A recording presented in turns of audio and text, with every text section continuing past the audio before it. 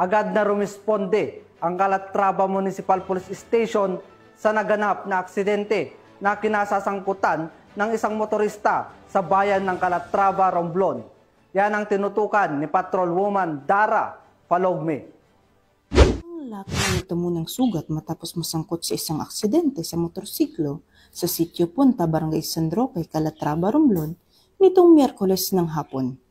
Kinilala ang driver na si Rolly, 36 anyos, may asawa, isang boksingero at residente ng Barangay Pangulo, Calatrava, Romblon. Batay sa ulat ng Calatrava Municipal Police Station, bandang alas 5:10 ng hapon, nang makatanggap sila ng impormasyon mula sa isang concerned citizen ukol sa naganap na aksidente. Agad namang rumisponde sa lugar ang kapulisan ng Calatrava Municipal Police Station na pinangunahan ni Police Corporal Mayo at Police Corporal Gilindon upang beripikahin ang insidente. Sa isinagawang investigasyon, lumabas na minamaneho ni Rolly ang isang Yamaha YTX 125 na motorsiklo at walang dalang lisensya sa pagmamaneho.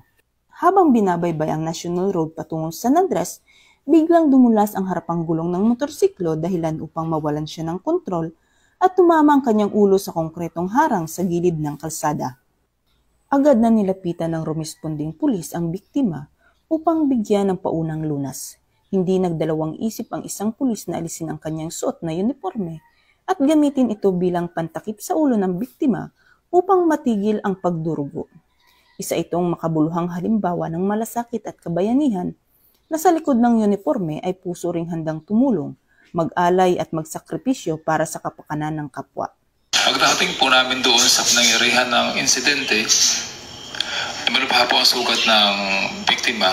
Agad ko pong hinubad ang aking uniforme para magamit ko po ang inner shirt ko o yung aking puting t-shirt at agad ko pong nilapat sa sugat ng biktima para maibisan man lang ang pagdurugo ng kanyang sugat. Sa mga motorista po, lalo lang pong ngayong maulan, mag-ingat po tayo at magdahan-dahan sa pagmamaneho. Sumunod po tayo sa batas trapiko at lagi pong sumuot ng helmet. Sa mga individual naman po na nakakakita ng mga aksidentes po sa daan, ay maaari po silang agarang tumawag po sa 911 o sa ambulansya po ng kanilang munisipyo para po sa agarang lunas. Mula dito sa home of the Police Eco Warriors, Calapan City, Oriental, Mindoro, ako ang inyong PNN correspondent, Patrolwoman Dara Falogme, alagad ng batas, tagataguyod ng balitang pulis.